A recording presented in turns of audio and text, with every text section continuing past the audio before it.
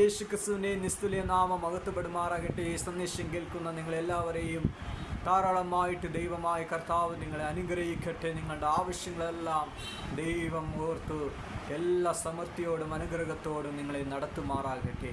എൻ്റെ പ്രിയരെ, സങ്കീർത്തനം 55-ാമത്തെ സങ്കീർത്തനം 22-ാമത്തെ വാക്യം ഇങ്ങനെ പറയുന്നു: നിന്റെ ഭാരം യഹോവയുടെ മേൽ വച്ചുകൊള്ളുക, അവൻ നിന്നെ പുലർത്തും. അതേ എൻ്റെ പ്രിയരെ, നിങ്ങളുടെ ജീവിതത്തിൽ പലവിധത്തിലുള്ള കഷ്ടതകൾ, നിരാശകൾ ഉണ്ടായിരിക്കാം. എന്നാൽ ദൈവമായ കർത്താവിൽ നിങ്ങളുടെ നിരാശകൾ, ഭാരങ്ങളെല്ലാം നിങ്ങൾ സമർപ്പിക്കുമെങ്കിൽ ദൈവം ഉറപ്പായിട്ട് നിങ്ങളുടെ ജീവിതത്തിലെ പുതിയൊരു മാറ്റത്തെ കൊണ്ടുവരുവാൻ ഇടയാകും. ദൈവത്താൽ കഴിയാത്ത കാര്യം ഈ ലോകത്തിലെ ഒന്നുമില്ല. ഇത്രത്തോളം ദൈവം അത്ഭുതകരമായി നിങ്ങളെ നടത്തിയെങ്കിൽ ഇനിയും ദൈവം നിങ്ങളെ അത്ഭുതമായി അതിശയമായി നടത്തുവാൻ സർവശക്തനായ ദൈവത്താൽ കഴിയും.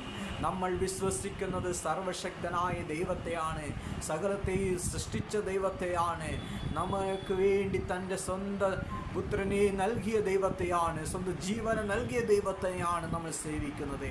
ആ ദൈവത്തിൽ നമ്മുടെ വിശ്വാസത്തെ ഉറപ്പിക്കാം.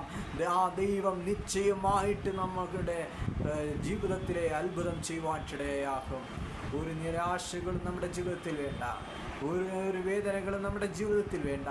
എല്ലാം ദൈവസന്നിധി സമർപ്പിച്ചുകൊണ്ട് വിശ്വാസത്തോടെ കാത്തിരിക്കാം. ഉറപ്പായിട്ടും ദൈവം നിങ്ങളുടെ ജീവിതത്തിലെ അത്ഭുതം ചെയ്യും.